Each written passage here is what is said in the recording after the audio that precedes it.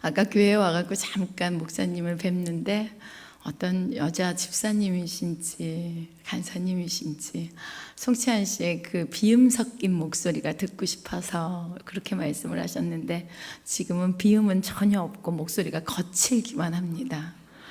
허스키해져 버렸어요. 근데 저는 이거는 확실히 압니다. 제 목소리가 이렇게 허스키해진 이유는 기도를 많이 하고 주님을 많이 부르짖고 주님을 많이 찬양함으로 목소리가 이렇게 됐습니다. 여기가 어느 성전이라고 제가 거짓말을 하겠어요. 새벽마다 나가서 한 1시간 이상 목 놓아 부르짖으며 주님께 간구합니다. 목소리는 변해갔습니다. 꾀꼬리 같은 목소리에서 이렇게 허스키한 목소리로. 그래서 명령이 떨어졌습니다. 교회 목사님과 권사님들이 소리 내지 말고 기도하라고. 근데 기도를 하다 보면 소리가 나와버립니다. 그리고 부르짖게 됩니다. 그리고 통곡하게 됩니다. 그래서 목소리가 오늘 좀 많이 거칩니다. 저는 68년생입니다. 68년 5월생이고요. 올해로 45살 먹었습니다. 37에 첫 아이를 낳고 39에 둘째를 낳아서 지금은 7살, 9살 두 자녀를 하나님께서 허락하셔서 너무나 감사하게 너무나 귀한 선물로 여기며 아이들 앞에 늘 무릎 꿇고 아이들한테 함부로 하지 않으려고 노력하면서 잘 하나님 섬기면서 살고 있습니다. 저는 서울에서 태어났습니다. 서울에서 태어났고 서울 은평구 응암동에서 태어났고 이남 이녀 오빠 둘에 저와 여동생 이렇게 4남매 중에 셋째입니다. 오빠 둘, 저 그리고 여동생 이렇게 4남매 중에 셋째로 자랐습니다. 저희 아버지는 아까 간증을 해주신 집사님처럼 지리산 골짜기 산청분이세요. 거기서 아버지는 잘하셨고 어머니는 서울 분이십니다. 그래서 이제 엄마 아버지가 만나서 아버지는 일찍이 아버님을 여의시고 너무 배가 고파서 군대에 지원을 했대요. 그게 해병대에 지원을 하셨고 해병대에 지원을 하셨는데 저희 아버지가 국방부에서 근무를 하게 돼서 국방부 운전병으로 저희 아버지가 군 생활을 하셨습니다.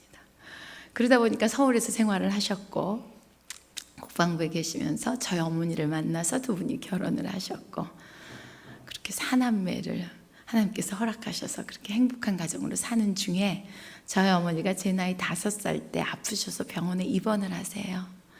수술을 하셨는데 저희 어머니가 수술이 잘못되어서 깨어나지를 못하십니다. 어머니가 이제 중환자실에 누워있고 제 나이 5살에 아버지가 운전을 하러, 아버지는 그때 시내버스 운전기사셨어요. 운전을 하러 이제 일터에 갔다가 어머니가 이제 위독하다는 얘기를 듣고 병원으로 달려가서 어머니가 힘들지도 모른다는 의사 선생님 얘기에 두 아들을 데리고 병원으로 다시 달려가서 어머니 가시는 마지막 길을 어린 두 아들을 보여드리겠다고 이제 눈물로 어머니를 배웅하고 아버지가 번뜩 스치는 게 딸 목소리를 들려줘야겠다라는 생각이 드셨대요. 아들 둘의 딸이 제가 셋째로 태어났는데 저희 아버지가 삼형제세요. 그리고 고모도 없으세요. 그러니까 참 집안에 딸이 귀한 집안이에요. 그 중에 제가 태어난 거예요. 유난스럽게 어릴 때부터 이쁨을 많이 받았대요. 근데 아버지가 언뜻 생각했더니 가는 길에 우리 딸 목소리를 들려줘야겠다. 그래서 아버지가 집으로 오셔서 집에서 아무것도 모르고 놀고 있는 저를 아버지가 끌고 나섰습니다. 저를 데리고 아버지가 이제 병원으로 가셨어요. 나이가 어려서 중환자실에 못 들어가는 거를 아버지가 우겨서 저를 데리고 들어갔는데 5살짜리 딸내미가 들어가 보니 엄마가 누워 계신 매트리스가 하얀 매트리스가 아니고 빨간색 매트리스였어요. 어머니가 수술을 하고 배를 열고 수술했는데 장기를 꿰매고 그랬는데 안으로 꿰매놨던 게 터져버린 거예요. 지혈이 안 됐어요. 피가 한없이 흘러나오는 거예요. 그러니까 수혈을 해요. 피를 막고 피는 쏟아져 나오고 응급 재수술을 하고 근데 균이 침투를 해서 어머니가 힘들어지기 시작하셨습니다. 그런 와중에 이제 제가 병원에 갔고 어머니가 누워 계신 매트리스가 하얀색 이런 매트리스가 아니라 정말 빨간색 매트리스가 된 거예요. 제가 얼마나 놀랐겠어요. 그러니까 엄마는 산소호흡기를 끼고 있고 엄마는 의식을 잃어있지만 저는 한없이 소리를 지르면서 병원에서 울고, 병원에 들어가자마자 중환자실 들어가자마자 그렇게 울어대니 저를 끌고 아버지는 다시 나와야 되는 상황이고, 그렇게 이제 집으로 끌려와서 집에 와서도 눈물은 멈추지 않고 많이 울었다고 나중에 오빠들한테 통해서 많이 얘기를 들었습니다. 나이 5살에 있었던 일인데 어떻게 정확하게 기억을 하냐면, 저보다 훨씬 컸던 큰오빠가 저희 어머니 생신 때, 저희 어버이날이나 생신 때가 되면, 오빠는 지금 이제 50인데 오빠가 엄마 옆에 이러고 앉아서 엄마, 우리 엄마가 그때 돌아가셨으면 우리가 다 고아가 됐을 텐데 엄마 그때 돌아가지 않고 살아주셔서 우리 예쁜 엄마 너무 고마워요. 그리고 오빠가 엄마 옆에 앉아갖고 그 얘기를 드런드런 하면서 동생들한테 오빠가 1년에 2번 정도는 들려주는 이야기입니다. 우리 어머니가 지금 78이세요. 저희 어머니는 배를 4번을 여셨습니다. 병원에서 힘들다 고비고비를 참 많이 겪으신 분이세요. 그렇게 해서 저희 어머니가 제 나이 5살 때 입원을 하셔서 1차 수술을 하셨고, 어머니는 그로부터 6개월 정도 병원 생활을 하시다 집으로 퇴원을 오셨습니다. 참 고운 어머니셨는데 그때부터 이제 어머니가 그 고운 게 없어지시고 어머니가 참 아픈 상태로 오셨어요. 완전히 회복되지는 않았지만 그래도 돈이 없고 예전에 참 힘들게 사신 분들이라 어머니가 집에 와서 이제 병을 낫겠다고 왔다 갔다 하시면서 어머니가 거의 정말 몸이 기력을 다 잃고 집에 오셔서 외할머니의 도움을 받아서 집에서 병간호를 하고 계신데, 정말 어떻게 엎친 데 덮친 격으로 그 상태에서 우리 아버지가 운전을 하시다가 그해 겨울 한강 다리에서 아버지 차가 굴러버려요. 그래서 아버지 차가 한강으로 빠져버립니다. 그래서 아버지가 뉴스에 날 만큼 큰 대형 사고가 납니다. 길이 미끄러워서 미끄러운 데서 아버지가 운전을 하셨는데 브레이크를 밟은 게 어떻게 잘못해서 다리가 굴러버린 거예요. 그래서 큰 사고를 내셨고, 큰 사고로 인해서 저희 아버지가 하반신이 다 데입니다. 얼굴에 목 뒤로 해갖고 어떤 부분과 하반신이 다 되어서 아버지가 1년 꼬박 병원 생활을 하세요. 수차례 이식수술로, 살을 띄어다가 붙이는 이식수술로 아버지가 다시 걷게는 됐지만 아버지의 흉자국이 너무 심한 상태이기 때문에 지금도 아버지는 한여름이 돼도 반바지를 입은 모습을 저희들한테 보여주지 않습니다. 자세히 보면 지금 이제 나이가 있으시니까 얼굴이 시커머시고 그러니까 잘 안 보이지만 이 얼굴 이 뒤쪽으로 해갖고 아버지의 흉자국이, 대인자국이 되게 크게 있죠. 그해 엎친 데 덮친 격으로 일이 많이 일어나다 보니까 아버지가 서울 생활이 너무 힘들다고 1년 꼬박 병원 생활을 하시고 아버지가 퇴원을 하시고 아버지가 저희 식구 6을 데리고 이사를 가자고 하십니다. 아버지는 서울 생활이 너무 지긋지긋하셨대요. 그래갖고 떠난 곳이 어디냐면 부산이에요. 그래서 저희가 부산 아무런 인척도 없는 그런 곳으로 이사를 가는데, 부산 범일동, 문현동 범일동 조방 앞이라고 하는 그 똥청강이라는 다리께 너머로 이사를 갑니다.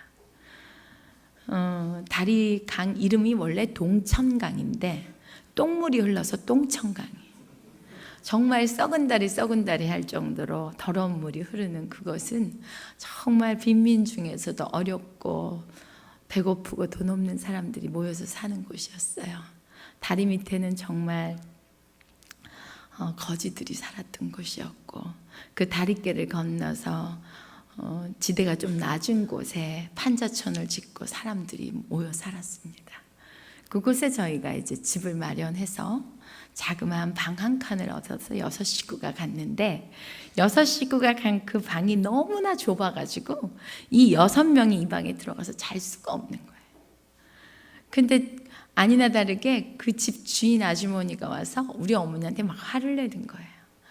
새끼가 2명이라 그래서 집을 줬더니 새끼가 4이라는 거죠. 새끼가 넷이라 그러면 집을 안 줄 것 같으니까 엄마는 새끼가 둘이라 그런 거예요. 이 좁은 방에서 6식구가 잘라치니까 6식구가 쪼롬이 누워서 자기도 힘든 방이었어요.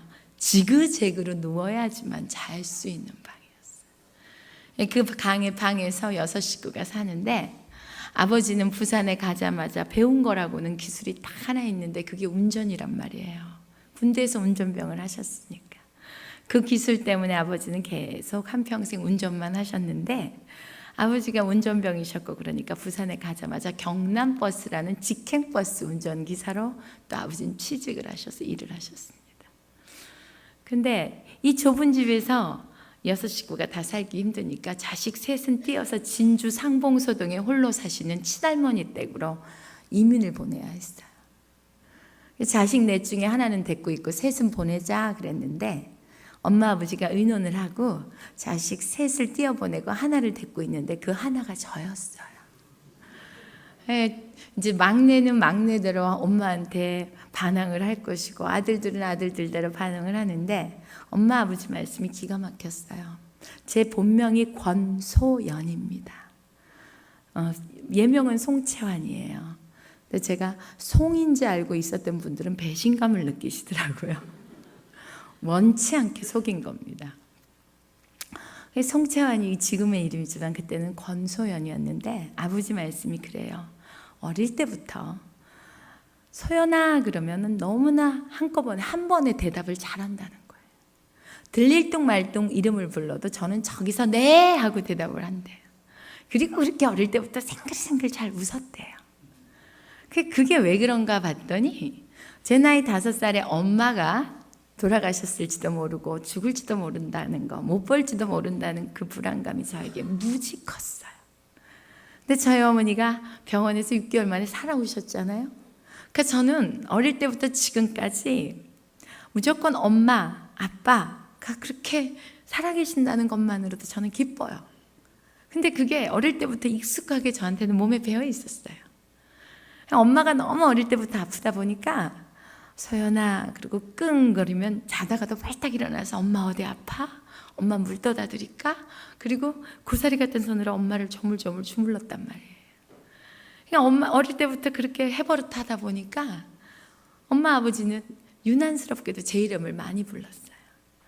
그 부르면 무조건 네 하고 대답을 하고 달려가니까 그게 이쁘다고 그래서 저를 데리고 있기로 한 거예요. 그거 보면 10손가락 깨물어서 안 아픈 손가락 없다 그러지만 강도는 좀 다른 것 같아요. 그래서 유난히 어릴 때부터 이쁨을 많이 받고 자랐습니다. 그래서 아버지 엄마가 저를 데리고 있겠다 하고 자식 셋은 이제 띄어서 보냈어요. 진주의 할머니는 누에를 키워서 생활을 유지하는 분이었기 때문에 할머니 집은 정말 호롱불이었어요. 그래서 저녁이면 누에가 뽕잎을 먹는 삭삭 소리를 듣고 또 누에 중에서도 반항하는 누에가 있어요. 그럼 걔네들은 기어 내려와요. 그래갖고 사람 자는 데를 막 올라타요. 할머니 집에서 자다 보면 정말 누에가 얼굴에 이렇게 기어가는 걸 스물스물 느낄 수 있었습니다. 그렇게 3년을 저희는 떨어져 살았어요. 그러다가 다락이 하나 있는 방으로 옮겨 타면서 저희 집이 이제 다시 가족이 모여서 살게 됐어요. 그러는 와중에 저희 어머니는 몸이 조금 나아지면 길거리 나가서 노점상도 하시고 제치국도 팔러 다니시고 남의 집살이도 하시고 아버지는 운전을 하시고 어머니 아버지 역시 초등학교를 졸업 못하셨습니다. 제가 학교를 다닐 때 알았어요. 우리 엄마가 글자를 모른다는 걸. 제가 초등학교 다닐 때 엄마 글자를 가르쳐 드렸던 기억이 납니다. 그렇게 이제 그래도 나는 엄마가 있다는 게 너무 좋았고 내가 사는 그 동네는 누구나 다 같이 사는 빈민이었기 때문에 저는 우리 집이 가난한 것도 몰랐고 우리 집이 힘든 것도 몰랐어요. 그냥 좋았어요. 그래도 나중에 제가 10살 되던 해 저희 어머니가 다시 아프십니다. 그래서 부산 메리널병원에 입원을 하시고 입원을 하셔서 검사를 하시고 또 검사를 하시는데 어머니 병명이 안 드러나요. 그러는 와중에 엄마 몸은 늘어나게 되고 붓기 시작하고 신장이 나빠지고 몸이 나빠지고 목 후두도 붓기 시작하고 물도 이제 못 넘기고 그러면서 병원을 옮겨 다녔는데도 엄마의 병환이 정확하게 나타나지가 않아요. 이 약 저 약 쓰고 수술을 할 수가 없어요. 병명을 알아낼 수가 없어서. 그러는 와중에 병원에서 힘들 것 같습니다 라는 병원의 진단이 떨어지고, 그래서 서울에 계시는 외할머니와 외가댁 식구들이 딸 보낸다고, 동생 죽는다고 이제 어머니 마지막을 보러 옵니다. 진주에 사는 친할머니도 며느리 죽는다고 이제 며느리를 보러 옵니다. 근데 할머니가 와서 보니까 기가 막히죠.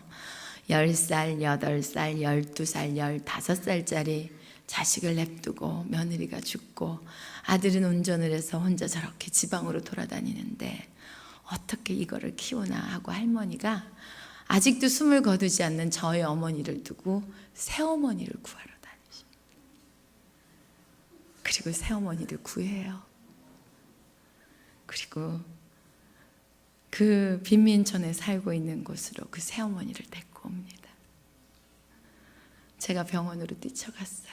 엄마, 죽지 마요. 나 새엄마랑 살기 싫어요. 그리고 엄마한테 한없이 울기 시작했어요. 저희 어머니가 아프시기 전에 무슨 일을 하셨냐면 그 똥천강이라는 다리께에서 수구레라는 고기를 팔았어요.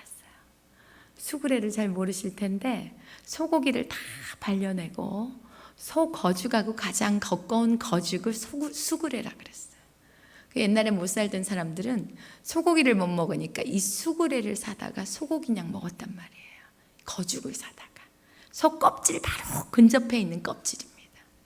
그거를 저기 구포에서 띄어다가 그거를 가져다가 다라이에다, 빨간 다라이에다 놓고 수구레 장사하는 아주머니들 틈에 끼어서 이리 치고 저리 치면서 거기서 수구레를 파셨어요. 그러면 어머니가 제일 꽁찌로 팔아요? 못 팔아요.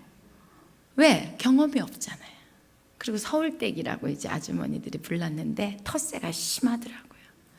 그래서 그 장사하는 곳에 제가 나서기 시작했어요. 학교 끝나고 나면 엄마 수구레 장사하는 데로 달려갔습니다. 동생을 끌고 가요. 그럼 엄마가 수구레를 이렇게 얼음에 재워서 한움큼을 가져다가 팝니다. 엄마께 제일 못 팔려요. 못 팔았어요. 그럼 제가 딱 앉아요. 앉으면 동생은 고개를 푹 쳐박아요. 왜? 그 동네는 다 제가 성서초등학교를 나왔는데 같은 반 친구들의 부모들이 다 장사하고 거기에 다 고객이에요. 근데 동생은 고개를 푹 쳐박아요. 초등학교 2학년 때, 전 4학년 때. 그럼 저는 고개를 빳빳이 들고 수구레 사세요, 수구레. 그리고 아줌마들 눈빛을 맞춥니다. 그러면 이 집에 가서 살라 그러는 수구레 아줌마가 우리 집에 와서 사요. 너무 간절한 눈빛으로 수구레 사세요, 수구레. 그러면 이 집에 단골 손님인데도 이 집을 못 가고 이 집을 와야 돼요. 당장 눈물이 터질 것 같은 눈빛으로 바라보면서 수구레를 외쳐대니까. 그러면 수구레를 사시고 10원, 5원 정확하게 기억이 나요. 그때는 5원짜리가 많이 유통되고 그럴 때였어요. 5원도 주고 10원도 주고 수구레를 팔고 나면 제가 도착하는 그 시점으로 우리 엄마는 수구레 장사 1등이 됩니다. 그러면 수구레를 팔고 빨간 다라이랑 이 저울, 옛날에는 이렇게 손 동그랗게 해서 손으로 달아서 다는 저울이 있었어요. 엄마 전대를 끼고 엄마 팔짱을 끼고 세상에서 다 지구를 얻은 것 마냥 기뻐하면서 집으로 가요. 그러면 저는 과일을 무진장 좋아해요. 그러면은 길거리 가다가 다리께에서 엄마가 썩은 과일만 따로 이렇게 소쿠리에 넣어놓고 파는 과일이 있잖아요. 상처난 과일이나 썩은 과일만 따로 팝니다. 그럼 그거를 엄마가 사주세요. 온 과일은 못 사주시고. 그럼 그거 사갖고 깎아먹고 그러는 맛에, 그리고 엄마를 일찍 집에 데리고 간다는 맛에 저는 수구레 장사를 일찍부터 시작했어요. 이제 엄마가 병원에 있으니까 제가 수구레 장사하는 아줌마들 앞을 왔다 갔다 하니까 아줌마들이 얘기하는 거예요. 소연아, 너가 할매가 새엄마 데리고 왔다. 그러니까 엄마 퍼뜩 집으로 모시고 온나, 집으로 모시고 온나. 그래서 엄마한테 병원에 가서 애원을 하고, 그래서 엄마가 나는 죽어도 집에 가서 죽고 싶다라는 유언을 하십니다. 그래서 주삿바늘 꽂힌 채로 저희 어머니를 집으로 모시고 왔어요. 이렇게 눕혀놓고 나니까 동네에서 시장 바닥에서 같이 장사했던 아줌마들이 서울댁 살아야지, 서울댁 살아야지. 그 집에 와서 얘기를 하면서 소연아, 엄마 살리고 싶으면 저 무당집 가서 무당불로다 구태라. 그럼 엄마 산다. 그러면은 무당집으로 달려가서 우리 엄마 좀 살려주세요. 무당이 시키는 대로 부적도 집에다 갖다 붙이고 하라는 대로 다 하고 밤새 굿을 하면 그 굿을 하는 무당 옆에서 잡고 있으라는 줄 잡아가면서 무서운지도 모르고 엄마 살았으면 좋겠다는 그 신념 하나로 무당들과 같이 구타로 돌아다니기를 참 자주 했습니다. 엄마는 그때 물을 한 모금도 꼴딱꼴딱 삼키지를 못하셨고 포도당 주사로 그냥 목숨만 연명하신 상태였는데 그렇게 구슬하고 또 불러다 구슬하고 민간요법을 다 써도 안 돼요. 그러던 어느 날 저희 어머님이 소연아 하고 불러요. 그래서 엄마 왜? 그랬더니 소연아, 집에 있는 모든 부적 다 아궁이에 넣어라. 그래서 제가 엄마 시키는 대로 합니다. 병원에서 엄마가 집으로 오니까 새엄마라는 분이 진주에서 왔지만 있을 수가 있겠어요? 없겠어요? 못 있죠. 방 한 칸에 다락 하나인데 다락은 아들들이 쓰고 밑에는 엄마가 계신데 어디가 있을 거예요. 곧 돌아가신다 꼬시고 데리고 왔는데 그게 길어지니까 마 진주로 갔어요. 아버지가 효자십니다. 그래도 그건 아니지요. 그래도 그건 아니지요. 참 그래, 여자들 불쌍해요, 그런 거 보면. 그러고 있는데 우리 어머니가 기가 막힌 말씀을 하세요. 딸아, 엄마 교회 한번 가고 싶다. 그게 이상해요. 난생 처음 교회라는 말을 엄마가 했어요. 엄마 모습이 너무 남루하고 엄마를 어떻게 모시고 교회를 가냐라는 것 때문에 고민을 하다가 큰오빠를 불렀어요. 오빠야, 엄마가 교회 가고 싶단다. 우리 엄마 교회 한번 데리고 가자. 그랬더니 오빠가 알았다. 그럼 같이 가자. 근데 기가 막힌 게 저희 어머니가 교회를 가고 싶다고 하시는데 이렇게 토요일도 아니요 주일도 아닌 새벽에 교회를 가고 싶다고 하십니다. 새벽에 교회 문을 두들기고 싶다고 하십니다. 그래서 저는 큰오빠와 제가 엄마를 부축해서 교회 마당을 처음 밟은 게 새벽이었어요. 새벽 미명 동트기도 전에 저는 오빠와 엄마를 부축하고 교회 마당을 밟습니다. 지금도 교회가 부산에 있어요. 제가 한 5개월 전에 그 교회에 가서 집회를 하고 왔습니다. 그 교회를 갔더니 정확하게 기억하는 분들이 계시더라고요. 밤이든 새벽이든 늘 두들겼던 그 약국의 약사 어머니가 저를 기억하더니 야야 소연아, 니내 기억하나? 그래요. 누구세요? 이랬더니 내가 그 천보약국 약사다 그러시더라고요. 같이 부둥켜 안고 울었어요. 그렇습니다. 같이 수구레 장사하던 아줌마도 만났어요. 그 교회를 갔는데 그 교회는 아무런 리모델링도 하지 않고 예전의 그 모습을 그대로 유지하고 있는 교회였습니다. 조금 교회 사이즈가 큽니다. 뒤에 기둥이 2개가 있어요.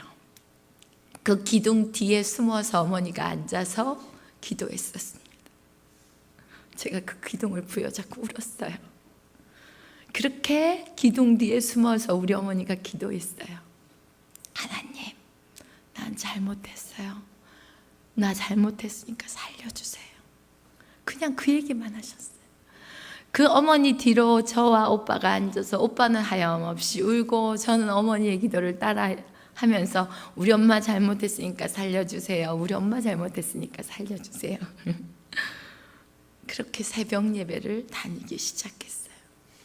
어떨 때는 주삿바늘을 꽂고 닌게를 손으로 들고 움직인 적도 있었습니다.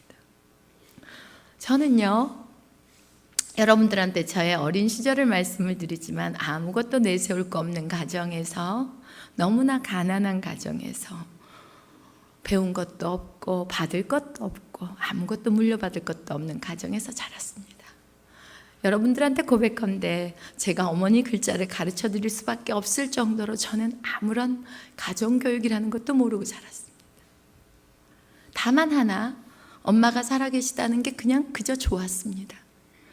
근데 저는 그로 인해서 어머니로부터 기가 막힌 유산을 물려받았습니다.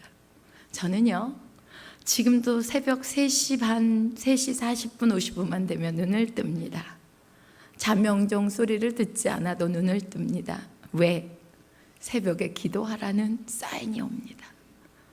저는 그때 처음으로 어머니를 따라 드린 그 새벽 예배, 그 유산으로 말미암아 저는 지금도 새벽을 가장 사모하는, 새벽 기도를 가장 사모하는 주님의 자녀입니다. 저는 부모로부터 그 유산을 물려받았습니다. 그 시절이 지나서 몇 개월, 어머니는 산송장처럼 그렇게 새벽에 나가서 울기 시작하셨고, 어느 날 갑자기 금요일날, 나 금요일날 철야 예배 가고 싶다 소리에 철야 예배도 드리기 시작했습니다. 신앙촌에서 나오는 담요 한 장을 들고 철야 예배를 드리겠다고 일찌감치 식구들 밥을 제가 헤매기고 엄마랑 같이 교회 뒷자리에 누워서 철야 예배를 드리기 시작했습니다.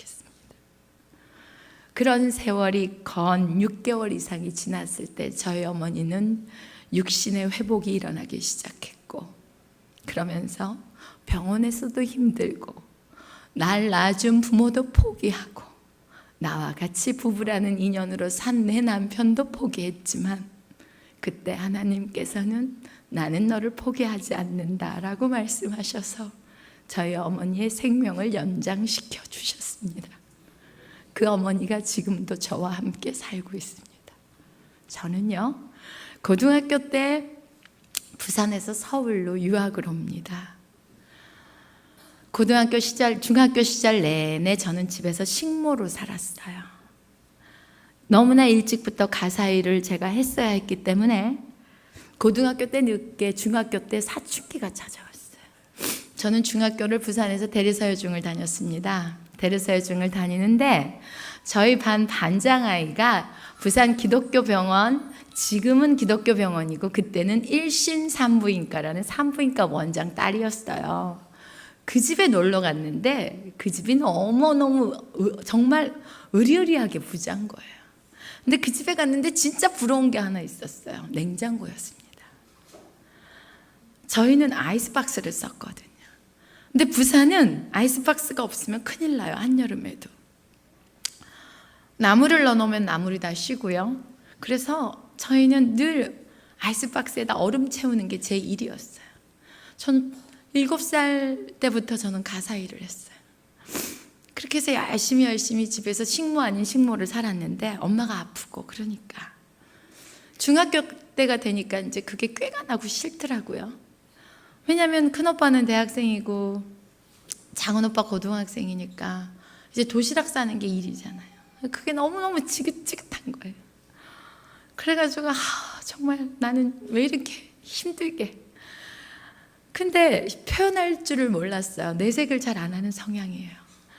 그 집에 갔는데 그 친구 집에 냉장고가 있는 거예요. 얼마나 부러운지. 오렌지 주스를 주는데 네모난 얼음이 동동동동 떠 있는 거예요.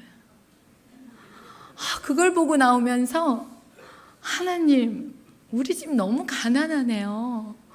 우리 집도 냉장고가 좀 있었으면 좋겠어요. 제가 그렇게 기도를 한 적도 있어요. 근데 저는 지금 파주에서 아버지 어머니랑 같이 어머니 아버지를 모시고 사는데 저희 집에 냉장고가 5대가 있습니다. 근데 또 들어올 냉장고가 있어요. 예비된 냉장고가. 저는 누가 선물을 한다 그러면 냉장고라는 걸 늘 먼저 얘기합니다. 냉장고에 한이 맺혀 있어요. 누가 결혼을 한다 그래도 내가 축의금 대신 냉장고 사줄까? 냉장고 문을 열 때마다 가끔 기도가 나와요. 음식이 오래 보관되는구나. 손님이 오면 얼음이 이렇게 주르르 나오는구나. 왜 그렇게 신기하고 감사한지. 그때 중학교 때 내가 고백했던 그 고백이 귀에서 울리는 듯합니다. 그 고백을 들으시고 한 대도 아니요, 두 대도 아닌 5대, 거기다 또 예비하시는 주님 감사합니다. 그렇게 저는 어려운 가정을 살았어요. 제가 어머니가 그렇게 수술을 하고 그러기 전에, 어머니가 수구레 장사를 하고 그러기 전에 저희 어머니는 남의 집살이도 하셨고 식당에서 주방에서 일을 하는 그냥 허드렛 일을 하시는 분으로도 계셨는데, 제가 학교를 끝나고 어머니 식당을, 이렇게 일하는 식당을 가면 까만 봉지에다가 손님들 상에 놓고 놓다가 더 이상 놓을 수 없는 나물이라든지 이런 것들을 엄마가 까만 봉지에 넣어줍니다. 그러면 그 까만 봉지를 들고 가서 집에서 다시 한번 볶고 끓여서 오빠들하고 밥을 차려 먹고 그랬던 기억이 나요. 참 가난했습니다. 자식네 당신들이 못 배웠으니까 열심히 일해서 대학 공부시키겠다고, 아버지는 남들보다 부산서 강릉 거리가 어디예요? 그걸 한탕을 더 뛰시고 그렇게 새벽 꼭두 새벽부터 밤늦게까지 아버지는 일을 하셨고, 어머니는 몸을 움직일 수만 있으면 어떠한 일이든 마다하지 않고 일을 하셨어요. 그랬으니 가사일은 제 분담이죠. 여러분들이 저를 기억할 때 첫사랑이라는 드라마를 기억하실 거예요. 옛날에 최수종 씨하고 배용준 씨 드라마 주말 연속극에 제가 최수종, 배용준의 누나 역할을 했었어요. 그래서 제가 약간 모자란 찬옥이었어요. 그리고 대추나무 사랑 걸렸네 때도 보면 한 5, 6년을 제가 백일섭 씨 딸로서 악바리 같은 순자로 또 살았어요. 거기서 유난히도 저는 서민적인 역할은 기가 막히게 잘한다고 방송가에 소문이 났어요. 생긴 건 부티나게 생겼는데 연기는 어쩜 저렇게 모자란 거든 서민적인 연기는 잘하냐고. 이유가 있어요. 연기 안 해도 돼요. 그렇게 살았으니까. 번개탄을 피우라 그러면 조연출도 눈 비비고 안 펴봤으니까 알겠어요. 근데 저는 한 번에 돼요. 한 번은 방송국에서 생닭을 이렇게 잡는 게 있었어요. 날개를 이렇게 잡아가지고 생닭 잡는 신용을 해야 되는데, 여배우들이 그런 걸 할 줄 아나요? 남자들도 잘 못하는데 뒤로 뒷걸음질하는데, 제가 주방 이모한테 이모 내가 할게요 그랬더니 아이고 이거를 어떻게 해 그러더라고요. 저는 해요. 왜 하냐? 초등학교 제가 살던 그 동네는 시장통이에요. 생닭 잡는 집이 즐비했습니다. 큰 도나무통 2개를 제가 설정을 했어요. 도나무통 2개만 가져오세요. 한 군데선 물을 끓이세요. 물을 끓이고 도나무탕 깊은 거를 가져다 놓고 생닭을 딱 붙잡았어요. 목을 딱 비틀어 갖고 목을 칼로 쓱 빼가 큰 통에다가 푹 집어넣고 뚜껑 뜩 닫아 놓으면 파닥파닥 거립니다. 야가 한 5분 바닥바닥 거리다가 소리가 없어요. 그러면 죽었어요. 그거 꺼내갖고 물 끓이고 있는데다 넣었다 슬쩍 빼야 돼요. 오래 끓이면은 이거 버려요. 그래갖고 빼서 물 쓱 틀어놓고 물에다가 털 쭉쭉쭉쭉 뽑으면 털이 잘 뽑혀요. 그 배를 쩍 가르면 안에서 오리지널 계란이 나올 때도 있고 덜 큰 노란자만 나올 때도 있습니다. 5개, 6개, 10개도 막 달려갖고 나와요. 그거를 이제 제가 슥슥슥슥 너무 능수능란하게 하니까 PD가 눈이, 작가도 막 카메라 감독들도 경악을 합니다. 근데 뭐라고들 얘기하냐면 쟤는 너무너무 성실해서 대본이 나오면 닭 잡는 것도 연습해 오나 봐. 누구도 제가 그렇게 하고 살았다는 걸 몰라요. 칼 도마질을 해야 되는 씬이 있으면 영락없이 도마질을 척척척척 해댑니다. 그럼 카메라 감독님이 저를 잡고 있다가 틸업을 해요. 보통은 끊어가요. 이거를 주방 이모가 하시다가 배우만 싹 바꿔요. 그럼 표정만 쓰는 척만 하면 돼요. 근데 저는 그럴 필요가 없어요. 카메라가 틸업이 돼요. 왜? 다 되니까. 그럼 쟤는 도마 연습을 얼마나 잘해오면은 어떻게 저렇게 도마질을 잘하냐. 그게 연습한다고 돼요? 숙련된 노하우가 없으면 안 됩니다. 안 보고도 잘라요. 너무 일찍부터 칼잡이를 했으니까. 그러니까 와, 감탄을 합니다.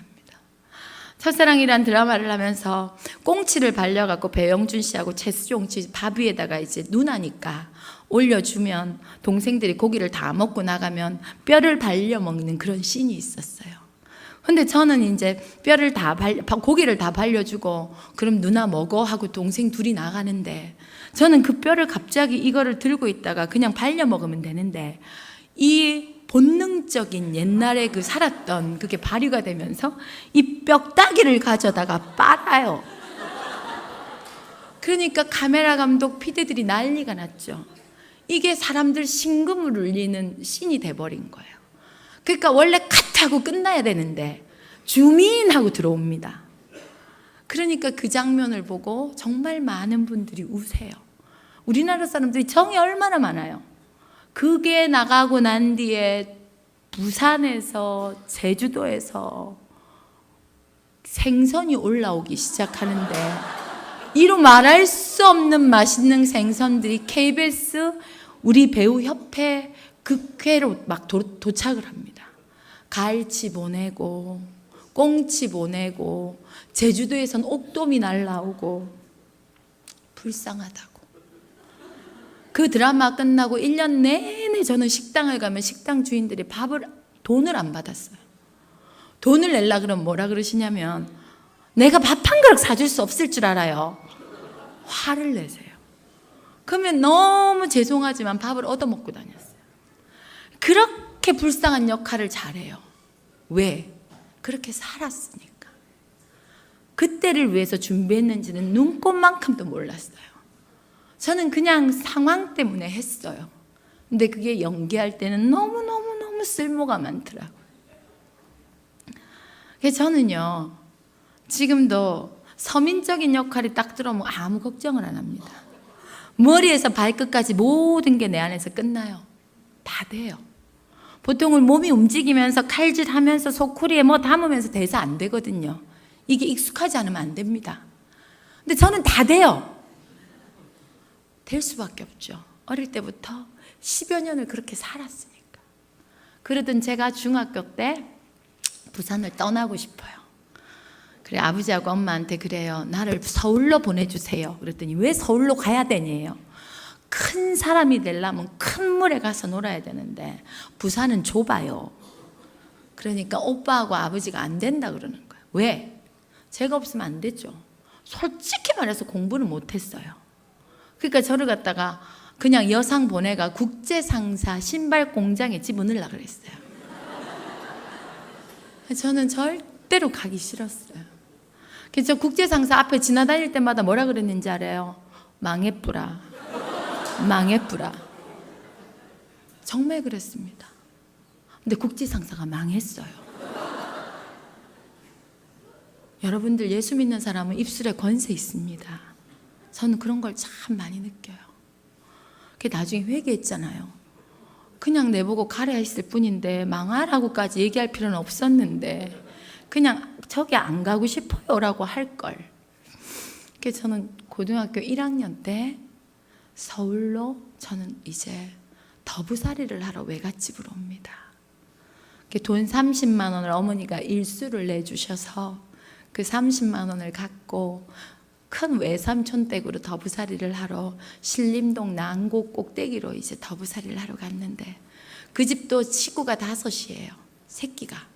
외숙모, 외삼촌 식구 다 아들, 딸, 거기다 외할머니까지 그러니까 8식구잖아요. 그 제가 여기서 밥을 얻어먹고 살아야 되는데 고등학교를 다녀야 되는데 어떻게 해야지 눈밖에 안 날려면 뭘 해야 되겠어요? 열심히 청소해야죠. 열심히 외숙모를 도와야죠. 그래 눈밖에 안 나잖아요. 열심히 외숙모 비유를 마치고 외삼촌 밑에서 했는데 6개월을 딱 더부살이를 하니까 못 버티겠더라고요. 그래서 엄마가 주신 돈 안 쓰고 가지고 있던 돈하고 지금은 외할머니는 돌아가셨지만 그 외할머니가 1,000원짜리 꼬깃 넣었던 돈 1,000원짜리 모았던 돈하고 받아서 제가 자취를 합니다. 방을 얻으러 다니는데 방 싼 데를 얻으러 다니다가 구한 방이 저기 휘경역에, 여러분들 이문동 석계역 이쪽에 옛날에 삼천리 연탄 공장이 있었어요. 그 공장의 주변은 집값이 쌌습니다. 연탄 가루가 날리니까 집값이 굉장히 저렴했어요. 제가 거기다가 월 15,000원짜리 방을 하나 얻어요. 제가 87학번입니다. 이제 얻었는데 방이 기가 막히게 작았어요. 딱 요만했어요. 요만했습니다.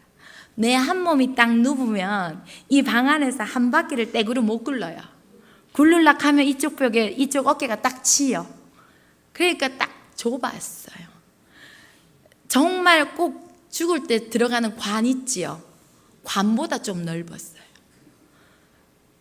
이건 집이 아니고 옛날에 연탄 지어놨던 그 광 있죠. 광을 개조해서 방을 만든 거예요. 거기에 높이는 140밖에 안 됐어요. 제가 고등학교 1학년 때 키가 160입니다. 그 방에서 1cm도 안 컸어요. 지금 제가 160이에요. 그 방에서 한 번도 일어나 보지를 못했어요. 그 좁은 방에 제가 집이라고 얻어서 그곳에 들어가서 무릎을 꿇고 하나님 감사합니다 하고 방을 얻어놓고 제일 먼저 한 일이 다른 걸 한 게 아니라 교회를 찾아 나섰습니다. 교회를 찾아서 교회 등록을 하고 제가 그날부터 2년 반 동안 고등학교 졸업할 때까지 단 한 번도 새벽 기도를 안 빠졌습니다. 지금 여기 담임 목사님 앉아 계신 저 자리에 앉아서 새벽마다 기도했어요. 정말 서울 땅 하늘 아래 사투리 심하게 쓰는 부산 총것이 의지할 데가라는 건 아무도 없었어요. 3가지 기도만 했습니다. 우리 엄마 우리 아버지 오래 살게 해주세요. 우리 엄마 우리 아버지한테 효도하게 해주세요. 우리 엄마 우리 아버지 내가 모시고 살게 해주세요.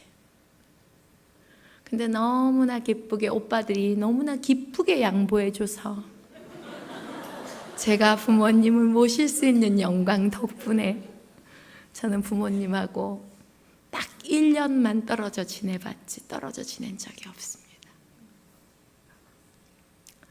하나님께서 그때 부르짖고 그때 졸면서 기도하고 그때 아버지께 간구했던 모든 기도를 다 이루어주셨습니다.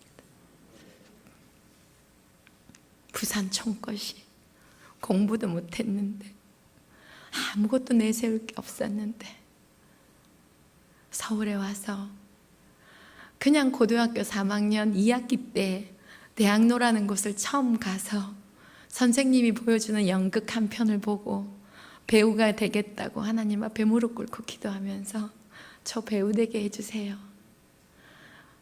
그래 집에다가 전화했습니다. 엄마 아버지 내가 배우대가 출세해가 엄마 아버지 호강시켜 줄 테니까 아버지 그렇게 알아요.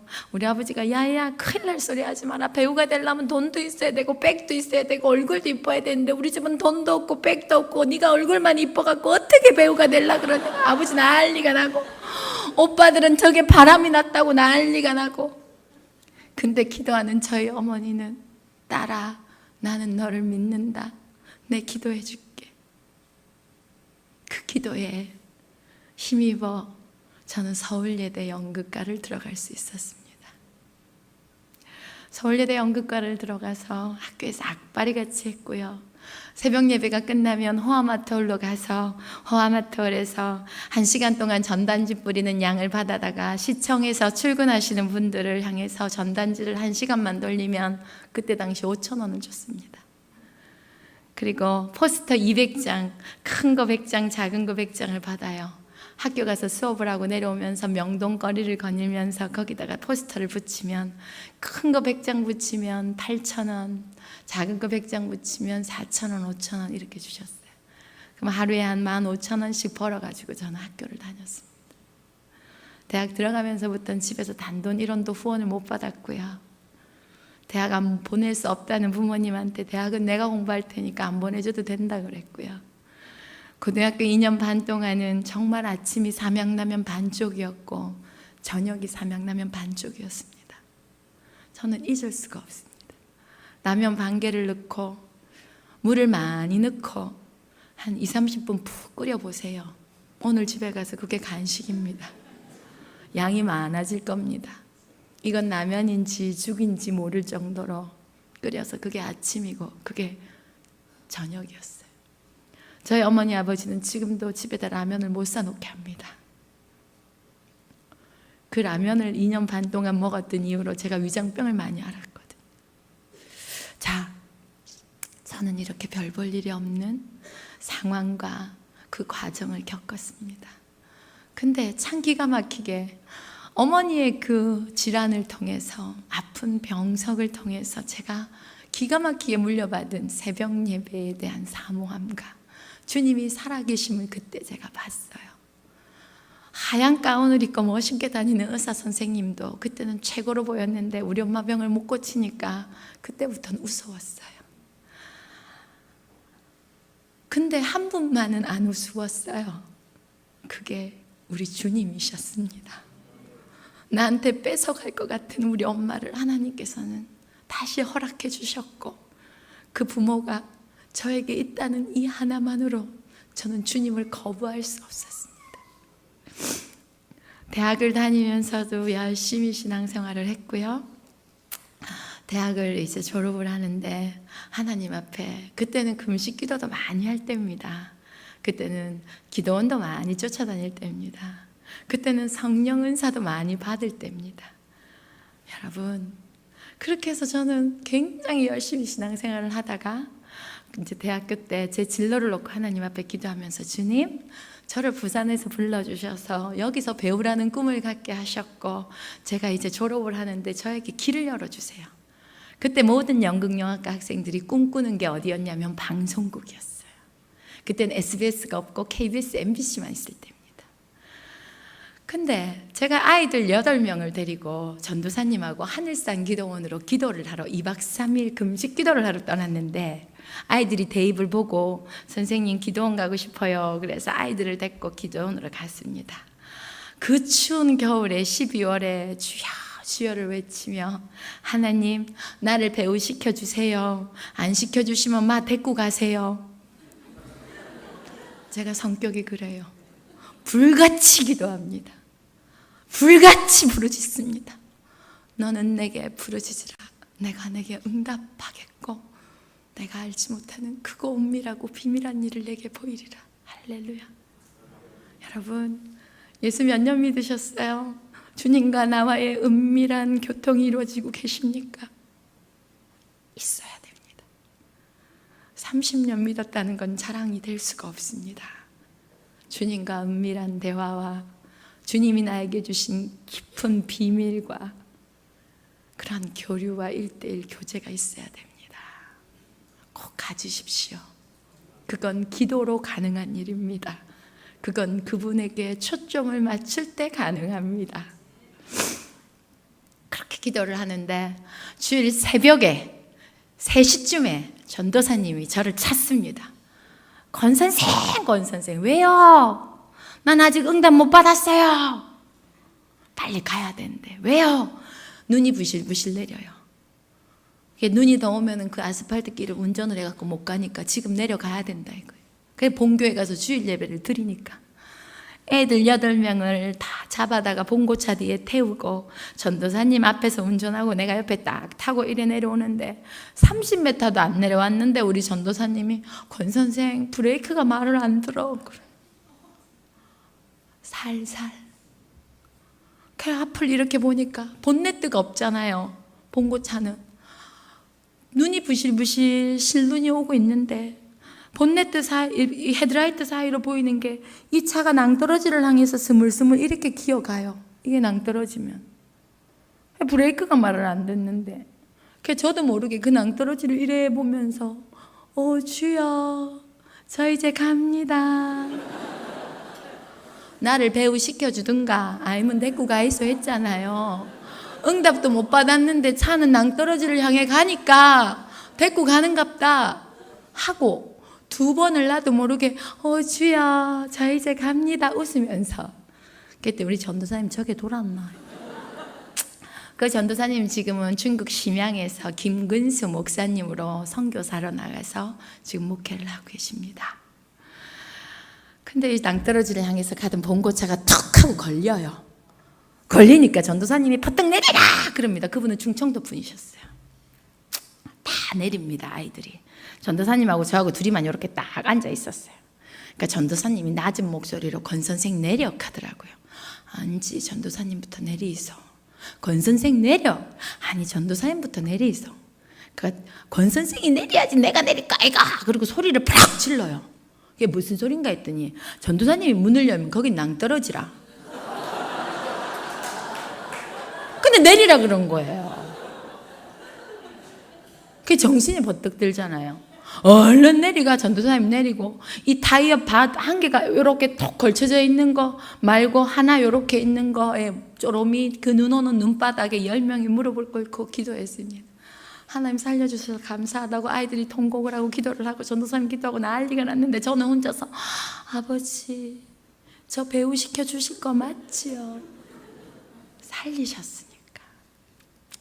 아이들이 기도원 가서 기도원의 도움을 받아갖고 저희는 본교회로 올 수 있었고 본교회에 와서 모든 고백을 하고 간증을 하고 교회는 울음바다가 됐습니다.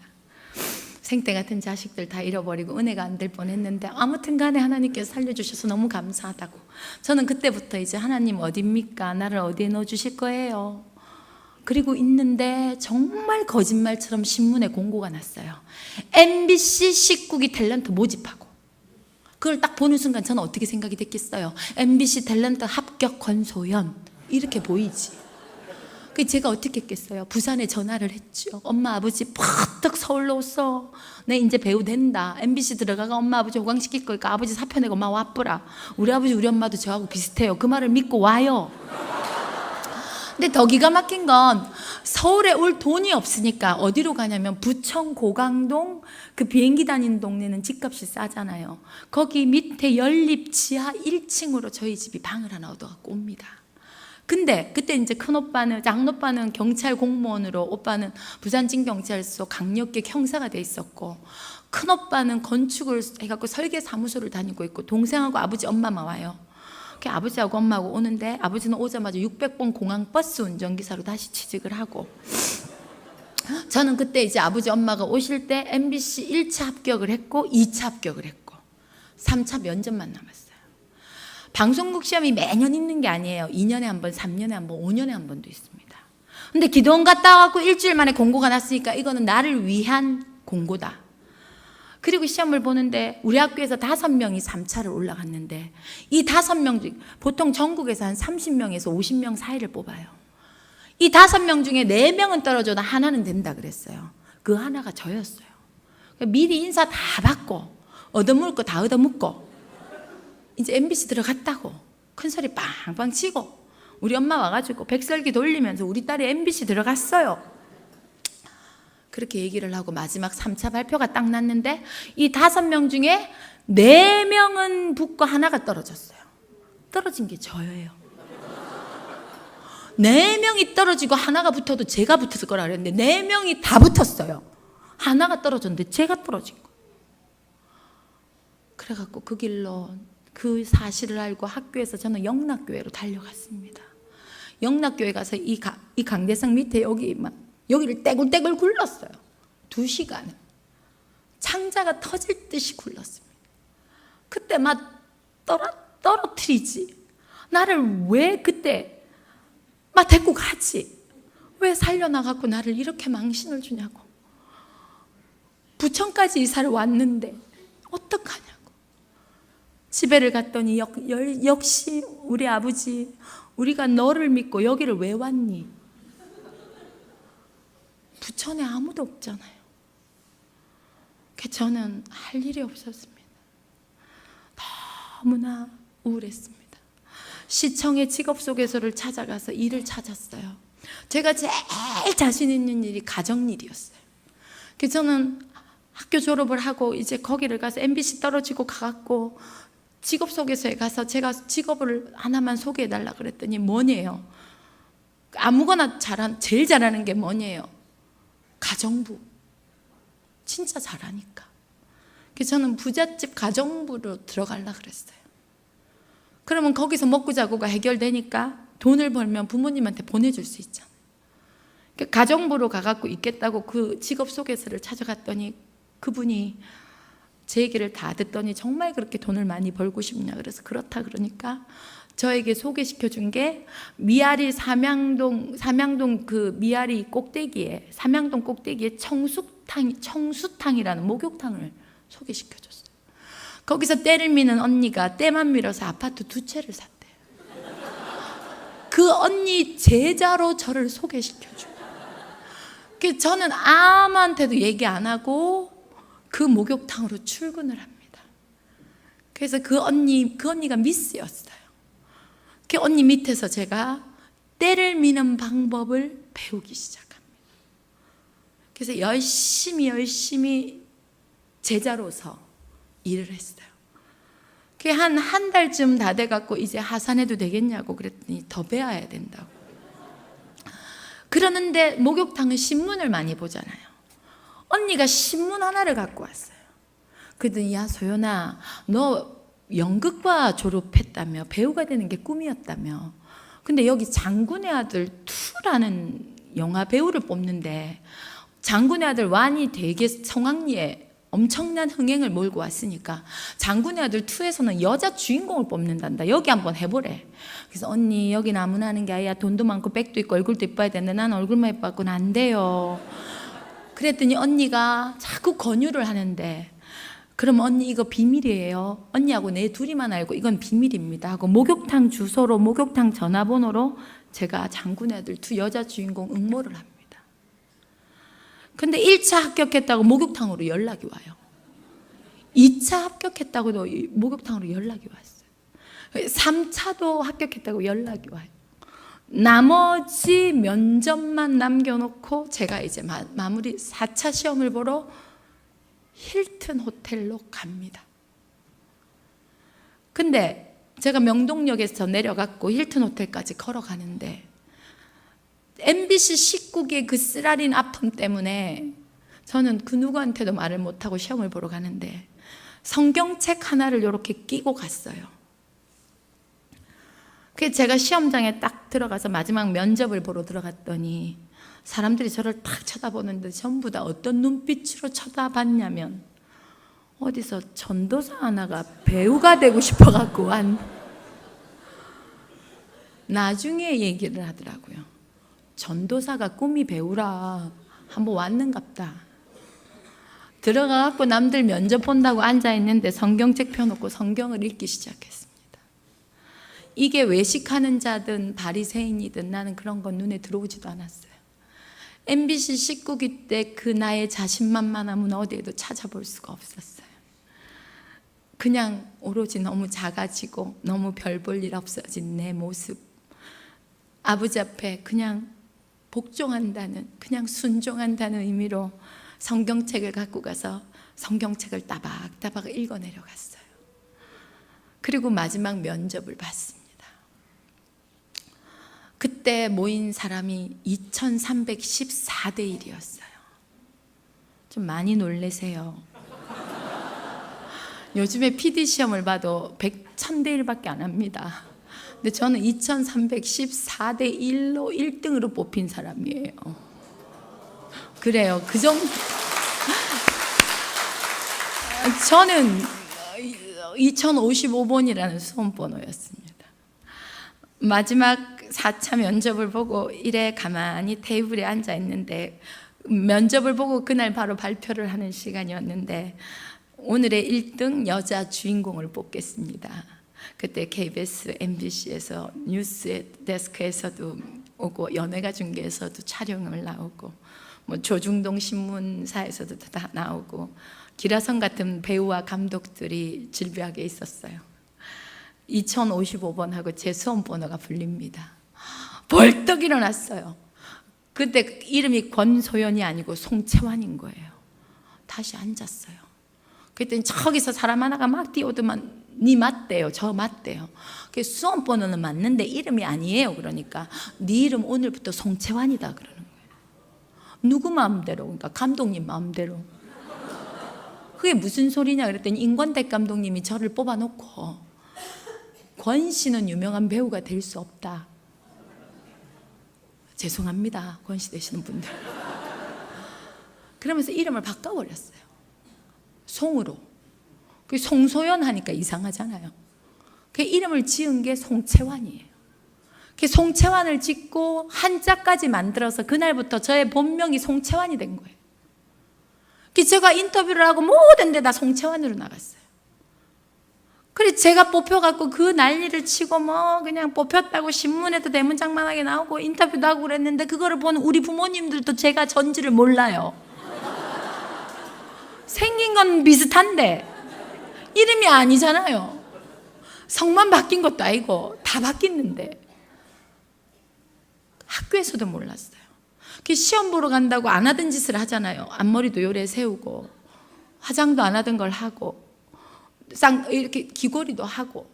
그래 가니까 우리 딸이 아닌 것 같은데 맞는 것 같기도 한데 3일 있다가 제가 고백했습니다. 그게 나다 하고.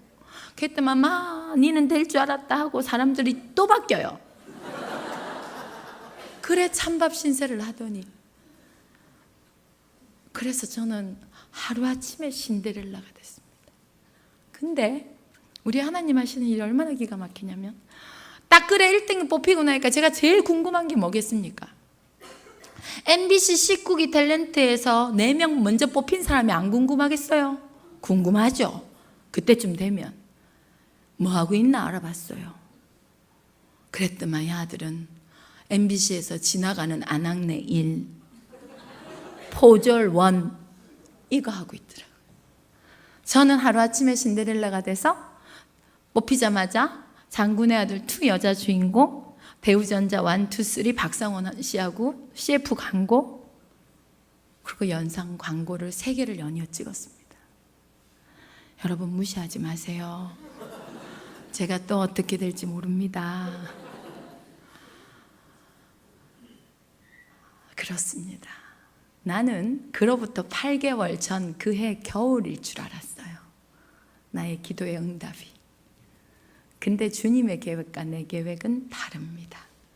주님의 때는 그로부터 8개월이 지난 그날이었던 거예요. 근데 저의 모습은 사뭇 달라졌어요. 작아져 있었고 겸손해져 있었고 내가 나된 게 다 주님의 은혜임을 고백하고 있었고 나를 지으시니가 주님임을 고백했고 그 한량없는 은혜로 너무 감사함을 고백하고 나의 죄성을 다시 한번 십자가에 못 박고 그렇게 처참하게 생각지도 않았던 목욕탕에서 때는 결대로 밀어야 된다는 걸 배우면서 열심히 그랬었어요. 근데 하나님께서 주님의 때에 준비되었을 때 하나님께서 축복하셨고 저를 그곳에서 건져내셔서 네가 그렇게 하고 싶다는 거 내가 너에게 준 달란트 잘 사용하라고 저를 방송국이 아닌 영화 배우로 데뷔를 하게 해주셨습니다. 여러분 신앙생활을 하다 보면 기도를 했는데도 들어주지가 않고 어찌된 게 나에게만 응답이 없는 것 같고 그래서 주님이 살아계신 것 맞나 의심하고 두들겨보고 그러고 싶을 때가 많을 겁니다. 말은 안 하지만 그렇게 느껴질 때도 있을 겁니다. 하지만 주님을 100% 신뢰하십시오. 그렇게 의심하는 거 제일 좋아하는 게 사단입니다. 사단은요 절대 믿지 않는 사람은 안 건드립니다. 왜? 어차피 내 밥이니까. 믿는 사람을 건드립니다. 게다가 열심히 믿고자 하는 사람을 자꾸만 건드립니다. 그럴 때 우리는 깨어 있어야 됩니다. 그렇습니다. 저는 어릴 때부터 아무런 본이 될 수 없는 그러한 가정에서 자랐지만 하나님께서 인도하셔서 죽을 수밖에 없는 저희 어머니 주님의 은혜로 살게 하셨고, 지금도 저와 함께 숨쉬게 하시고, 지금도 새벽 4시면 일어나서 두 다리를 이른 되셨을 때 두 다리를 다 수술하셨어요. 근데 지금도 그 두 다리를 뻗정다리를 하셔서 새벽이면 1시간씩 2시간씩 기도하십니다. 아버지의 나라와 아버지의 의를 위해서. 여러분들 오늘 처음 오신 분들 그냥 오신 것 같지? 아닙니다.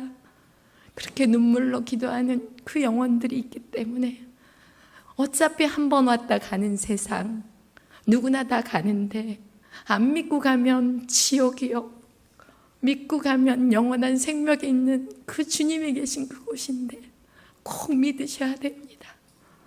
지옥은 지금 우리가 이 세상에서 느끼는 이 험난한 인생하고는 사뭇 다릅니다. 지금 느끼는 이 고통하고는 너무나 다른 곳이 지옥입니다. 안 가봤으니까 모르겠죠? 누구나 힘들어요. 살면서 힘든 과정, 그거에 1000배가 지옥이라고 생각하십시오. 10,000배가 지옥이라고 생각하십시오. 근데도 안 믿겠습니까? 근데도 전도 안 하겠습니까? 근데도 가짜로 믿겠습니까? 근데도 껍데기로 신앙생활 하시겠습니까? 오랫동안 교회에 발붙였다고 천국 가는 것도 아니요, 내 주를 나의 주인 삼아 정말 주님 앞에 주님의 자녀로 살 때 우리는 주님의 나라에 거할 수 있습니다. 그렇습니다. 저는요, 제가 다닐 때는 전문대였어요. 하지만 제가 졸업하고 지금은 이제 3년째가 돼서 지금은 이제 그때하고는 다른데, 전 공부를 못했습니다. 근데 하나님께 기도는 했었어요. 하나님, 돈도 좀 많이 벌게 해주시고요, 우리 집도 좀 부자로 살고 싶습니다. 방송생활 20년, 정확하게 말씀드리면 한 15년 했습니다. 5년 정도는 공백기가 있었고요, 15년 방송생활 하면서 저는 돈을 많이 벌었습니다.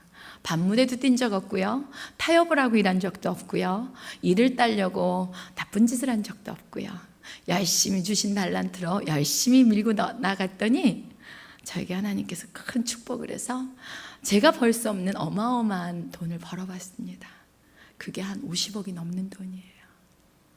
그냥 배우 생활만 해가지고 참 많이 벌었죠. 근데 제가 그 돈을 사랑하면서 또 잃은 게 있어요. 그 어릴 때부터 쌓았던 그 신앙을 놓쳤어요. 그래서 제가 한 6년 정도의 공백기 동안 저는 죽을 만큼 힘든 과정을 겪었습니다. 돈이 저를 삼켰고요, 사치가 저를 삼켰고요, 그리고 가짜가 저를 삼켰고요. 그래서 저는 명예가 저를 삼켰고, 그래서 이 썩어질 세상, 썩어질 몸뚱아리에 뭐 그렇게 중요하게 치장을 했어야 됐는지, 뭐 그렇게 돈이 좋다고 예배와 타협하고 예수와 멀리 살았는지, 그 과정이 있었습니다.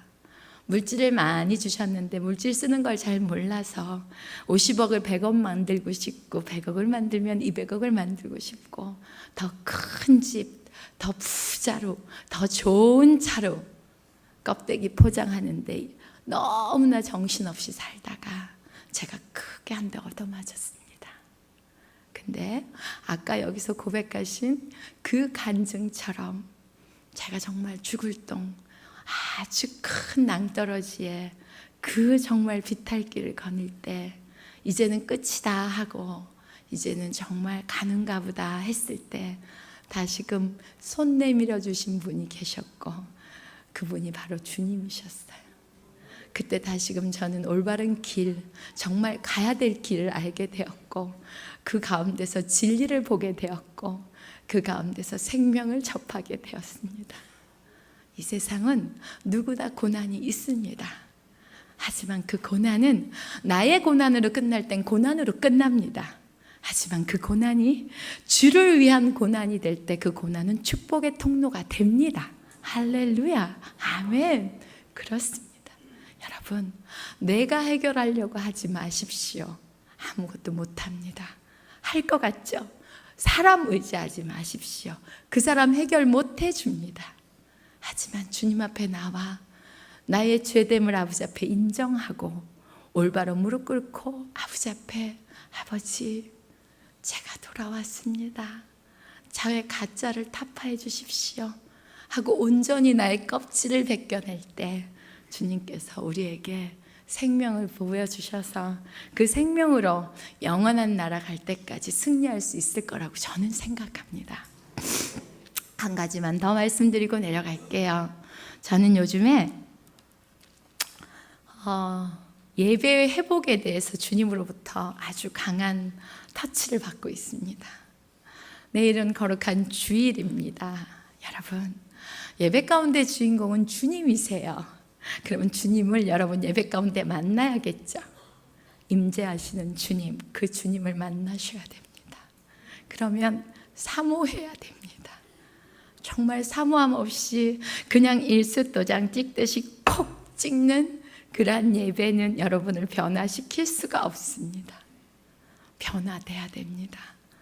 나를 변화시키는 예배, 주님께서 이 콘크리트, 이 벽을, 이 천정을 열고 임재하셔서 주님께서 홀로 영광 받으시는 예배, 주님만 높아지는 예배, 그러한 예배를 사모하시기를 원합니다. 오늘 돌아가시면서 내일 주실 그 은혜를 미리 사모하십시오. 오늘 돌아가시면서 영혼들을 놓고 미리 기도하십시오. 오늘 오신 분들이 내일도 오게 하시고 그 자들이 정말 주님을 알게 하셔서 그 가정이 변화되고 그 기업이 변화되고 그가 서 있는 그 발걸음 그 땅이 변화되게 해달라고 여러분 그 영혼들을 놓고 기도하셔야 됩니다. 제가 실패한 이유가 가짜 신앙이었어요. 껍데기 신앙이었어요. 뭐든 그냥 주시면 살아계신 거고 안 주시면 안 살아계신 거라고 생각하는 이 신앙 때문에 저는 예배를 팔아먹었고 저는 주님을 너무나 많이 팔아먹었습니다. 그래서 타협했고 그 타협이 저에게 멸망을 줬고 저에게 생명이 없는 어두운 길로 저를 인도했고 그곳에서 허덕이다가 헛되고 헛되도다, 세상 그 모든 것들은 헛되고 헛되도다 를 깨달았습니다. 여러분, 벗겨내면 아파요. 근데 벗겨내셔야 됩니다. 내 주변에 변화가 안 일어난다면 나의 신앙 상태를 검증해 봐야 됩니다. 점검해 봐야 됩니다. 50년 믿었다고 60년 믿었다고 주님께서 내가 너를 기억한다고 누가 말씀하신다고 장담할 수 있습니까? 여러분, 이젠 주님 앞에서 정말 제대로 신앙생활 하셔야 돼요.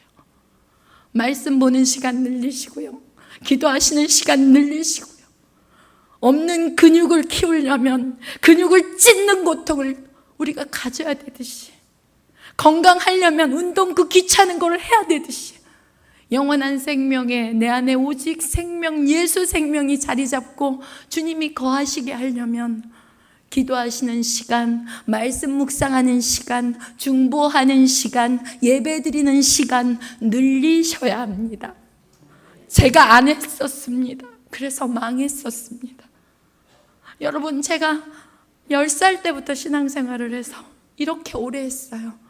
근데 그걸 깨닫기 시작한 지가 불과 몇 년이 안 됩니다. 그리고 알았더니 기도하는 시간에 주님께서 영락없이 와주시고, 말씀 보는 시간에 주님께서 영락없이 와주시고, 나 여기 있다, 네가 나를 너무 사모하는구나, 잠드는 시간까지 허락하시고 그 시간까지 만져주시고 불쌍한 영혼들에게 터치하게 하시고 나의 죄됨을 보게 하시고 자녀들을 어떻게 교육해야 되는지 알게 하시고 부모를 어떻게 공경해야 되는지 알게 하셨어요. 이건 교육으로 되는 게 아닙니다. 주님의 터치로 가능합니다. 그거를 받으려면 예배입니다. 찬송을 한 장 불러도 주님께 영광이요, 교회에서 봉사를 해도 주님께 영광이요. 그러면 사람으로 인해서 시험 받지 않습니다. 왜? 그 모습에 내 모습이 있기 때문입니다. 그 모습에서 내 모습이 너무 역력히 보이기 때문입니다. 여러분, 그래서 오늘 새로운 분들이 오셨어요. 제가 그렇게 산다는 건 아닙니다. 근데 그렇게 살려고 무진장 노력합니다. 방법이 그거밖에 없어요. 방법이 없어요.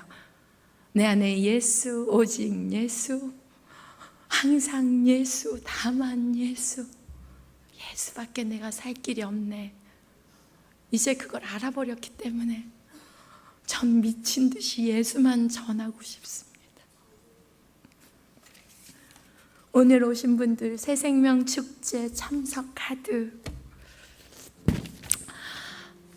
기록하십시오. 기록해놓고 가십시오. 이름 불러가며 기도하겠습니다. 모르면 알게 해달라고 기도하겠습니다. 그리고 오늘 초대하신 분들은 내가 직접 하지 않았더라도 하십시오. 주님 나라 갔을 때 네가 불쌍한 영혼들을 위해서 뭘 했냐고 물으시면 여러분 어떻게 하시겠습니까? 생명 놓고 기도해야 됩니다. 때는 악해지고 악한 때 예수 믿는 사람은 왜 이렇게 약해지고 우리가 힘을 길러야 됩니다. 사단은 너무나 우리를 잡아삼키려고 우리를 유혹하고 우리를 자극하고 우리를 건드리지만 내 안의 생명은 항상 기뻐하라, 범사에 감사하라, 쉬지 말고 기도하라 말씀하십니다. 어색하시고 부끄러우시고 뭐가 뭔지 잘 모르시겠지만 여러분이 온 것은 그냥 온 것이 아닙니다. 생명카드, 새생명 참석카드 꼭 써주시고 반납해 주시고 오늘은 함께하지 못했지만 내가 꼭 전도해야 되는 사람, 내가 너무나 생각나는 사람, 너무나 불쌍한 사람이 있다면 이거 가져가셔서 한 장씩 꼭 기록하셔서 이 해가 가기 전에 전도하십시오. 여러분한테 예수 냄새가 난다면 그분들은 오실 겁니다. 여러분들이 변하지 않기 때문에 그분들이 안 오는 겁니다. 변하십시오. 우리 주님은 나를 위해서 십자가에 못 박혀 그 고통 받으셨는데 언제까지 내가 안 변하고 내 모습으로만 살겠다고 우기시겠습니까? 이 시간 저도 원합니다. 주님, 저도 더 변화시켜 주시옵소서. 이 시간 여러분 그 영혼들 꼭 전도하시기 원합니다. 집사면 어떻고 병신놈은 어떻고 뭘 내세울 게 있겠습니까? 교회 안에서 교회인데요, 사랑하는 나의 지체인데요, 같은 피를 나눈 형제 자매인데요, 사랑하십시오.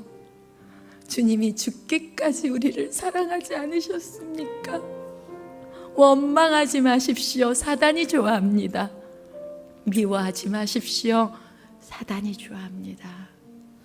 우리 주님이 좋아할 일만 하고 살았으면 좋겠습니다. 이제는 돈도 사랑 안 하게 하나님이 만드셨습니다. 인기도 사랑 안 하게 만드셨습니다. 이제는 세상의 미련도 많이 끊게 하셨습니다. 그래서 주님만, 주님 한 분만으로 나는 만족해라는 고백을 하게 하셨습니다. 오늘 함께 오신 분이 안 계시더라도 한 장씩 꼭 우리 기존의 성도분들도 가져가셔서 성경책에 꼭 끼워놓고 써서 기도하고 만지면서 기도하고 이름 불러가면서 기도하고 내일 거룩한 주일날 오늘 집에 돌아가시면서 아버지 내일은 주일입니다. 우리가 모여서 예배합니다. 예배 가운데 임재하셔서 찬양도 받으시고 기도도 받으시고 우리의 생명도 받으시고 말씀도 받으시고 헌금도 받으시고 그렇게 준비하는 그러한 오늘이 되셨으면 참 좋겠습니다. 성경 많이 읽으십시오. 저는 바이블 탐이라는 걸 여러분들께 잠깐 소개하려고 합니다. 저는 이 사역을 함께하고 있습니다. 다른 사역 아닙니다. 여러분들한테 책 사라는 건 절대로 아닙니다. 저희 7살, 9살짜리 아이가 큐티를 하기 시작했고 저와 함께 말씀을 먹기 시작하면서 아이들이 굉장히 영성이 예민해지고 있습니다. 거짓말을 하려고 그러는데 엄마 자꾸 내 안에서 거짓말을 하면 안 돼 라는 소리가 들린대요.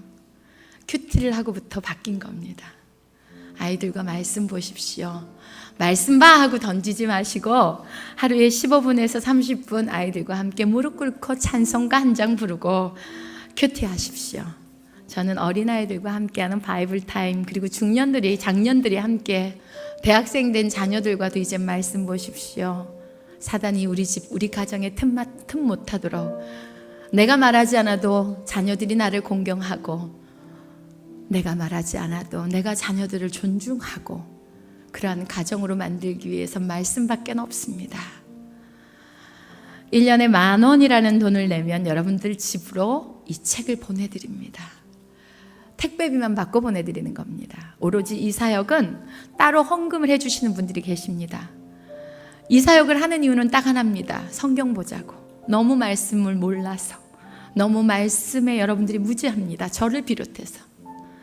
말씀 보는 시간 갖자고, 그것도 자녀들과 함께 부부가 같이 갖자고, 그래서 만든 성경입니다. 이렇게 갖고 다니기 힘들어 하시니까 작게 만들었고요. 하루에 여기서 따라하는 대로만 하면 초등학교 아이들은 신약을 1년이면 다 볼 수 있고요. 어른분들, 대학생들은 신구약을 1년이면 다 볼 수 있습니다. 그래서 이 성경을 또 성경 결연해서 이거를 전 세계에 보냅니다. 어디 보내냐면 지금 북한, 쿠바, 중국, 도미니카, 에티오피아, 멕시코, 필리핀 이래서 보냅니다. 여기 보면 아이들이 있어요. 여기는 성경을 볼 수도 없고 만날 수도 없는 곳입니다. 이렇게는 못 들어가요. 하지만 이렇게는 들어갈 수 있습니다. 그래서 지혜를 모아서 이렇게 책을 만들었습니다. 그 나라 언어로 만들었습니다. 한 아이한테 이것을 여러분들이 보내드리면 월 5,000원만 기부를 하시면 이 성경이 그 아이들에게 갑니다. 이 아이들이 성경을 읽겠다고 결연을 해서 만든 겁니다. 여러분이 직접 이디오파에 가서, 북한에 가서 이 성경책 못 나눠줍니다. 마음이 허락하신다면, 여러분의 영이 허락하신다면 1명에 5,000원, 2명이면 10,000원입니다. 결연해 주셔서 여러분이 직접 보내지 못하지만 나는 가정에서 읽고 아이들과 함께, 부부와 함께 그곳에선 내가 보내준 그 성경으로 평생 주님을 몰랐던 자에게 성경을 전해 주십시오. 지금의 방법은 이것이 들어가는 게 아니라 이렇게 들어가는 방법입니다. 그래서 만들었습니다. 결연해 주시고 또 여러분들이 집에 택배로 받아서 읽으시고 그럴 때 어떠한 변화가 일어나는지 여러분이 몸소 체험하십시오. 엄청 놀라운 변화가 일어날 겁니다. 여러분 성경 읽으시고 기도하시고. 처음 오신 분들이 오해하시겠어요. 저것이 책 팔러 왔나? 나보고 책 사라 그러나. 아닙니다. 저 돈 많아요. 얼마나 부잔데요. 이거 팔러 온 거 아닙니다. 오해하지 마시고 좋은 마음으로. 결연 카드 꼭 말씀드렸어요. 오늘 안 됐고 못 모시고 온 분들 한 장 꼭 기록하셔서 성경책 사이에 탁 넣어놓고 일주일에 한 번이라도 새벽 기도 나와서 손 얹고 기도하시고 그 가정을 축복하시고 영혼들을 넣고 함께 축복하며 기도하는 저와 여러분 되기를 간절히 소망하겠습니다. 긴 시간 함께 해주신 것 진심으로 감사드리고요. 송채한 집사 여러분들과 함께 사랑 나누며 돌아가겠습니다. 잠깐 기도하고 저는 내려가겠습니다. 주님은 살아계십니다. 이 시간도 함께 해주셨으리라 확신합니다. 아버지, 오셔서 영광 받아 주시옵시고 주님 사용하여 주심을 너무나도 감사드립니다. 아버지, 변화가 일어나게 하여 주시옵시고 더욱더 주님을 사모하며 주님 앞에 죽으면 죽으리라 순종하며 나아가는 주님의 군사들이 많은 교회 되게 하여 주시옵소서. 이곳에 모든 모인 자들을 위해 축복하여 주시옵시고 돌아갈 때 주님 가슴에 품고 흐르는 주님의 그 피를 느끼며 그 예수를 느끼며 내일 거룩한 주일 큰 은혜 임하는 예배를 드리게 하여 주시옵시고 그러한 예배를 사모하게 하여 주시옵소서. 오늘 처음 발길한 그 처음 오신 분들을 축복하여 주셔서 육으로도 건강케 하시며 영으로도 살게 하시고 믿음을 선물로 허락하셔서 아버지 죽는 날까지 오늘 받은 이 믿음 놓지 않게 아버지께서 허락하여 주시옵소서. 각자의 마음에 꼭 전도하리라 마음먹은 영혼들이 있을 줄로 믿습니다. 아버지 그 마음까지 주장하여 주셔서 이 해가 가기 전에 여기 모인 모든 자들이 아버지 전도하게 하여 주시옵소서. 예수의 생명 전하게 하여 주시옵소서. 세상과 타협하지 않고 오직 주님의 길로 주님의 진리로 주님의 생명 가운데 거하는 우리 모두 되기를 원하오며 불러주신 은혜 다시 한번 감사드리오며 사랑하는 나를 위해 십자가에 못 박혀 돌아가신 그 예수님의 이름 받들어 기도드리옵나이다. 아멘. 여러분 사랑합니다. 저는 물러가겠습니다. 고맙습니다.